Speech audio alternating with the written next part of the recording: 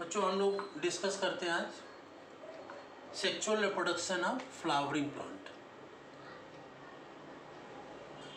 आवृतबीजी पौधों का में लैंगिक जनन। आवृतबीजी पौधों में लैंगिक जनन। आवृतबीजी पौधों को इंग्लिश में कहते हैं एंजियोस्पर्मिक प्लांट। एंजियोस्पर्मिक प्लांट या आवृतबीजी पौधे। एंजियोस्पर्म या आवृतबीजी, आवृतबीजी का मतलब होता है जिनके बीजों के ऊपर आवरण होता है उसे हम आवृतबीजी कहते हैं। बीजों के ऊपर आवरण, जैसे आम है, जामुन है, जो भी सब्जी खाते हैं, फल खाते हैं, तो उनमें बीज अंदर होता है, ऊपर फल का आवरण होता है, तो इसे हम आवृतबीजी कहते हैं। इंग्लिश में कहते हैं एंजियोस्पर्म। तो एंजियोस्पर्म या आवृतबीजी पौधे। और आवृतबीजी एंजियोस्पर्मिक प्लांट्स को ही हम फ्लावरिंग प्लांट्स कहते हैं, क्योंकि इनमें फ्लावर होते हैं, पुष्प होते हैं। और जो फ्लावर या पुष्प होते हैं उन्हीं से क्या बनता है? फल बनता है। ठीक है ना। तो इनमें जो लैंगिक जनन होता है, सेक्सुअल रिप्रोडक्शन होता है, सेक्सुअल रिप्रोडक्शन के फलस्वरूप ही इसमें फल का और बीजों का निर्माण होता है। ठीक है ना, सेक्सुअल रिप्रोडक्शन के द्वारा। अब सबसे पहले हम पढ़ते हैं कि जो पुष्प होता है, फ्लावर होता है, उसके कितने भाग होते हैं। पुष्प के मुख्य रूप से 4 भाग होते हैं, है ना। पुष्प के मुख्य रूप से कितने भाग होते हैं? 4 भाग होते हैं। जैसे देखें यहाँ पर, जिसके ऊपर पुष्प होता है उसे हम पुष्पासम या थैलमस कहते हैं। और ये पुष्प के ऊपर से 4 भाग, देखो ये 1 2 3 और एक ये 4 गोलाई से होते हैं, या इधर भी 1 2 3 4, ठीक है ना, क्रम से। तो सबसे बाहर का जो चक्र होता है उसे कैलिक्स या बायदल पुंज कहते हैं। कैलिक्स या बायदल पुंज कहते हैं। ये हरे रंग के होते हैं, ठीक है ना, और ये प्रकाश संश्लेषण की क्रिया में भोजन बनाते हैं। ठीक है, तो सबसे बाहर का जो चक्र होता है गोलाई से, इन्हें हम बायदल चक्र या कैलिक्स कहते हैं। ये हरे रंग के होते हैं और ये प्रकाश संश्लेषण फोटोसिंथेसिस में भोजन बनाते हैं। ठीक है, कभी कभी ये कलर्ड भी हो जाते हैं, लेकिन मोस्टली ग्रीन होते हैं। ठीक है, दूसरा चक्र इसी के बाद इसी में अंदर क्या, बाहर से अंदर की तरफ चलते हैं। सबसे बाहर कैलिक्स या बायदल, फिर इसके अंदर की तरफ करोला या दलपुंज। तो करोला या दलपुंज क्या होता है? करोला या दलपुंज, करोला को हिंदी में कहते हैं दलपुंज, ठीक है ना। और दलों को इंग्लिश में कहते हैं पैटल। इसके समूह को कहते हैं करोला या दलपुंज। उसी तरह से कैलिक्स में बायदलपुंज, तो बायदल को इंग्लिश में कहते हैं क्या? बायदल को सेपल कहते हैं और दल को पैटल कहते हैं। इस बायदल के समूह को कैलिक्स या बायदलपुंज और दलों के समूह को करोला या दलपुंज कहते हैं। तो जो दल होते हैं ये कलर्ड होते हैं, इसमें स्पेशल प्रकार की स्मेल होती है, गंध होती है, ठीक है ना। तो ये कलर्ड होते हैं और इनके द्वारा जो कीड़े मकोड़े होते हैं इनकी ओर आकर्षित होते हैं, और इसी आकर्षण के फलस्वरूप इनमें क्या होता है, ये आकर्षण के फलस्वरूप इनमें परागण की क्रिया होती है। और जब परागण होता है तभी आगे की प्रक्रिया स्टार्ट होती है, परागण के बाद इसमें बीज और फलों के निर्माण की। तो ये बायदल कलर्ड होते हैं, अलग अलग पुष्पों के रंग होते हैं। जो पुष्प का कलर होता है वो किसका कलर होता है? दल का ही रंग होता है ना, करोला का ही रंग होता है। तो पहला दल बायदल चक्र या कैलिक्स, दूसरा करोला या दल चक्र, और तीसरा होता है स्टेमेंस, है ना। तीसरा होता है यहाँ पर स्टेमेंस या पुंकेसर। इसको स्टेमेंस को हिंदी में क्या कहते हैं? पुंकेसर कहते हैं। अब पुंकेसर के 2 भाग होते हैं, ऊपर की तरफ एंथर होता है या परागकोश होता है। क्या होता है? एंथर या परागकोश। और नीचे की तरफ ये जो रचना है इसे कहते हैं फिलामेंट। तो एंथर एंड फिलामेंट, इसको कहते हैं स्टेमेंस या पुंकेसर। तो ये पुतंतु है और ये परागकोश है। परागकोश में क्या बनते हैं? परागकण। इसके अंदर जो ये बिंदु बने हुए हैं ये परागकण है। तो परागकोश में परागकणों का निर्माण होता है और इसी के नीचे ही जिससे जुड़ा होता है नीचे से ओवरी नीचे, इसको कहते हैं पुतंतु या फिलामेंट। तो पुतंतु और फिलामेंट और यहाँ पर अंतर, इन दोनों के मिलने से जो रचना बनती है उसे स्टेमेंस या पुंकेसर कहते हैं। और ये पुंकेसर क्या है? मेल फ्लावर है, नर पुष्प है ना। तो यहाँ पर ये मेल फ्लावर या नर पुष्प है, इसको मुख्य रूप से याद रखना है। अब इसके बाद ये देखिए अंदर की तरफ, पहला चक्र कैलिक्स हो गया, दूसरा करोला हो गया, तीसरा ये मेल फ्लावर या स्टेमेंस या पुंकेसर हुआ, जिसमें ऊपर एंथर या परागकोश लगा होता है, जिसमें परागकणों का निर्माण होता है। इसके बाद ये चौथा चक्र बीच में होता है, सिंगल होता है मोस्टली। तो इसमें 3 भाग होते हैं, है ना। सबसे ऊपर स्टिग्मा, या हिंदी में इसको कहते हैं वर्तिकाग्र, स्टिग्मा या वर्तिकाग्र। बीच में होता है स्टाइल या वर्तिका, हिंदी में वर्तिका कहते हैं, इंग्लिश में स्टाइल कहते हैं। और सबसे नीचे का ये गोल भाग जो है, ये ओवरी या अंडाशय होती है। तो ये स्टिग्मा या वर्तिकाग्र, स्टाइल या वर्तिका, और ये गोल भाग है ओवरी या अंडाशय। तो ये फीमेल फ्लावर है बीच में, है ना। ये बीच में क्या है? फीमेल फ्लावर या मादा पुष्प। तो फीमेल फ्लावर या मादा पुष्प के कितने भाग होते हैं? 3, वर्तिकाग्र, वर्तिका और अंडाशय, या इंग्लिश में कहेंगे स्टिग्मा, स्टाइल एंड ओवरी। 3 भाग होते हैं, ठीक है ना। और ओवरी के अंदर ये क्या बना हुआ है? बीजांड या ओव्यूल, इंग्लिश में ओव्यूल कहते हैं और हिंदी में इसको बीजांड कहते हैं। तो इसके फीमेल फ्लावर के 3 भाग, स्टिग्मा, स्टाइल एंड ओवरी, वर्तिकाग्र, वर्तिका और अंडाशय, ठीक है।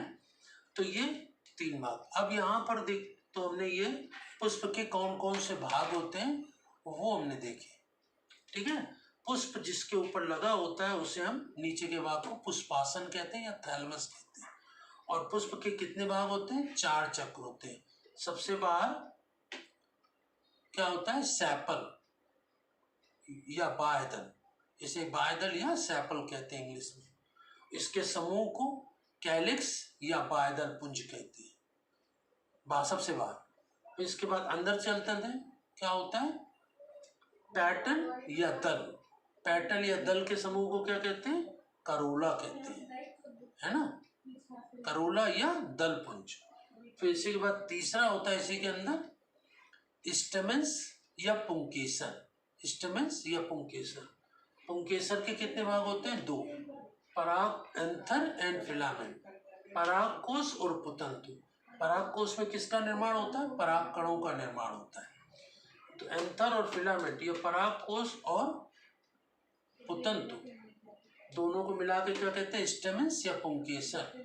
और ये क्या होता है? नर पुष्प होता है या मेन फ्लावर होता है, ठीक है। और सबसे अंदर सेंटर पे होता है फीमेल फ्लावर। फीमेल फ्लावर के 3 भाग, stigma, style and ovary. Stigma या वर्तिकाग्र, स्टाइल या वर्तिका, और ये नीचे ओवरी होती है या अंडाशय, ठीक है ना। अंडाशय के अंदर जो रचना बनी हुई है इसे ओव्यूल या बीजांड कहते हैं, ठीक है ना। और जब परागण निषेचन या पॉलिनेशन और फर्टिलाइजेशन ये क्रियाएं सब हो जाती है, उसके बाद ये पुष्प से कैलिक्स, करोला, बाह्यदल, दल, पुंकेसर, ये स्टिग्मा, स्टाइल, ये सब नष्ट हो जाते हैं परागण और निषेचन के बाद, पॉलिनेशन और फर्टिलाइजेशन के बाद। ये नीचे का जो ओवरी होती है ये फल में बदल जाती है, फ्रूट में। ओवरी चेंज इनटू फ्रूट, अंडा से फल में बदल जाता है। और जो इसके अंदर का ये बीजांड है, ओव्यूल है, इससे बीज का निर्माण होता है, ठीक है ना। अंडाशय से क्या बनता है? बीज बन जाता है, ठीक है। तो इसमें ये फ्लावर के पार्ट हुए और उनके पार्ट्स में उनके भागों के नाम क्या होते हैं। अब यहाँ पर पढ़ना है क्या? Sexual reproduction in flowering plant, Pushpi पौधे। पुष्पी पौधों को हम क्या कहते हैं? आवृतबीजी पौधे या एंजियोस्पर्मी प्लांट भी कहते हैं, क्योंकि उनमें फ्लावर होते हैं। और उनमें लैंगिक जनन, तो लैंगिक जनन में क्या पढ़ना है? लैंगिक जनन में मुख्य रूप से क्या पढ़ना है? ये कैलिक्स नहीं पढ़ना है, करोला नहीं पढ़ना है, क्या पढ़ना है? मेल फ्लावर और फीमेल फ्लावर। है ना। तो ये यहाँ पर ये मेल फ्लावर, मेल फ्लावर या नर पुष्प, मेल फ्लावर या नर पुष्प। और इसे हम मेल फ्लावर नर पुष्प को क्या कहते हैं, इंग्लिश में क्या कहते हैं, स्टेमेन, स्टेमेन, ठीक है ना। और यह हिंदी में मेल फ्लावर को क्या कहते हैं, पुंकेसर, ठीक है ना, ये पुंकेसर कहा जाता है। तो मेल फ्लावर या नर पुष्प, इसे हम स्टेमेन या पुंकेसर कहते हैं। और इसी में हमें ये इसको पढ़ना है, क्योंकि इसी के द्वारा इसका सेक्सुअल रिप्रोडक्शन होगा, ठीक है ना। तो पहला ये हमें पढ़ना है मेल फ्लावर। और मेल फ्लावर में क्या पढ़ना है, ये पुंकेसर में, इसमें जो ऊपर एंथर में परागकण बनते हैं, पोलन ग्रेन बनते हैं, उसी के अंदर मेल गैमीट बनते हैं, तो बस उसी को पढ़ना है ना। तो इसमें पराग कोश के अंदर जो पराग कणों का निर्माण होता है, ठीक है ना, वो कैसे होता है वही पढ़ना है। तो मेल फ्लावर में ये पराग कणों का निर्माण, पोलन ग्रेन्स का निर्माण होता है। तो इसके डेवलपमेंट की प्रक्रिया को हम क्या कहते हैं, माइक्रो स्पोरोजेनेसिस, ये माइक्रो स्पोरोजेनेसिस कहते हैं, या हिंदी में इसे कहते हैं लघु बीजाणु जनन, इसे लघु बीजाणु जनन कहते हैं। तो पराग पोलन सैक में, पराग कोश में परागकण कैसे बनते हैं, ठीक है ना, फिर वो बाहर निकलते हैं, परागण की क्रिया होती है, वही मेन है। तो वो क्या कहलाती है, माइक्रो स्पोरोजेनेसिस या लघु बीजाणु जनन। और इसी के पश्चात दूसरा क्या पढ़ना है, फीमेल फ्लावर, है ना। तो दूसरा क्या है, फीमेल फ्लावर। फीमेल फ्लावर को हिंदी में क्या कहेंगे, मादा पुष्प। फीमेल फ्लावर या मादा पुष्प। और ये क्या होगा, इसको हम इंग्लिश में पूरा क्या कहते हैं, पिस्टिल, क्या कहते हैं, पिस्टिल कहते हैं फीमेल फ्लावर को, जिसके 3 भाग हैं, स्टिग्मा, स्टाइल, ओवरी, या वर्तिकाग्र, वर्तिका और अंडाशय। और हिंदी में कहते हैं इसको स्त्री केसर, क्या कहते हैं, स्त्री केसर कहते हैं।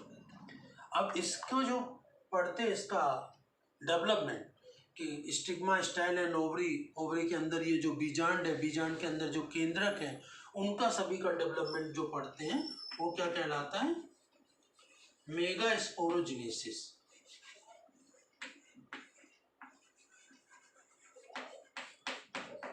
मेगा स्पोरोजेनेसिस, या इसे हिंदी में कहते हैं गुरु बीजाणु जनन।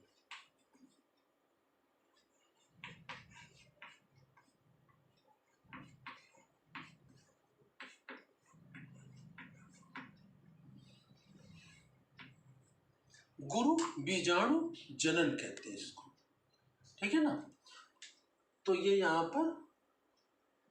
पर sexual reproduction in flowering plant, Pushpi पौधों में लैंगिक जनन। तो पुष्पी पौधों में लैंगिक जनन में सबसे पहले पुष्प के कौन कौन से भाग होते हैं, 4 भाग। 4 भाग में कैलिक्स और करोला बता दिया, इसके बारे में सारे फंक्शन बता दिए। अब इसमें मुख्य रूप से मेल और फीमेल फ्लावर पढ़ना है ना। मेल फ्लावर जिसमें 2 भाग हैं, एंथर एंड फिलामेंट, परागकोश और पुतन। परागकोश में परागकणों का निर्माण होता है। मेल फ्लावर को कहते हैं नर पुष्प, इसमें क्या होता है, इसको क्या कहते हैं, पुंकेसर या स्टेमेन। और इसके निर्माण में की प्रक्रिया को हम क्या कहते हैं, माइक्रोस्पोरोजेनेसिस या लघु बीजाणु जनन। और मादा पुष्प या फीमेल फ्लावर को क्या कहते हैं, पिस्टिल या स्त्री केसर, जिसके कि 3 भाग होते हैं, स्टिग्मा, स्टाइल एंड ओवरी। और नीचे की तरफ क्या होता है, ओव्यूल या बीजांड। तो अंडाशय और बीजांड, ओव्यूल और ओवरी, इसी से फल और बीज बनते हैं। और इसके निर्माण की क्या कहलाती है, मेगा स्पोरोजेनेसिस या गुरु बीजाणु जनन। तो ये फ्लावर के कौन कौन से भाग होते हैं, ठीक है ना। और उसके पश्चात यहाँ पर मेल और फीमेल फ्लावर जो हम लोगों को डिस्कस करना है। मेल फ्लावर के कौन कौन से भाग होते हैं, फीमेल फ्लावर के कौन कौन से भाग होते हैं। मेल और फीमेल फ्लावर के पार्ट्स में अब हमें नेक्स्ट टॉपिक को डिस्कस करना है, माइक्रोस्पोरोजेनेसिस और मेगास्पोरोजेनेसिस। माइक्रोस्पोरोजेनेसिस क्या होता है, मेगास्पोरोजेनेसिस क्या होता है। तो माइक्रोस्पोरोजेनेसिस में परागकणों का निर्माण पढ़ेंगे कैसे होता है, और मेगा स्पोरोजेनेसिस में डिस्कस करेंगे जो ओव्यूल होता है, बीजांड होता है ओवी के अंदर, वो कैसे बनता है। और इसी के पश्चात तो पहले माइक्रोस्पोरोजेनेसिस पढ़ेंगे, मेगा स्पोरोजेनेसिस पढ़ेंगे, और इनके पढ़ने के बाद क्या पढ़ेंगे, पॉलिनेशन या परागण। फिर इसके बाद होता है फर्टिलाइजेशन। फर्टिलाइजेशन के बाद होता है इसमें एम्ब्रियो का डेवलपमेंट ऑफ एम्ब्रियो या भ्रूण का विकास। और भ्रूण का जो विकास हो जाएगा उसी के बाद हम लोग पढ़ेंगे इसमें जो अंडाशय से फल बन जाता है और बीजांड से बीज बनता है, ठीक है ना। Ovary change into fruit, ovule change into seed. तो ये प्रक्रिया इसमें होती है, ठीक है ना। तो ये हम क्रम से पढ़ेंगे नेक्स्ट टर्न पर। इसी के आगे हम लोग माइक्रोस्पोरोजेनेसिस और मेगा स्पोरोजेनेसिस ये दो पार्ट को डिस्कस करेंगे नेक्स्ट टर्न पर। Thank you.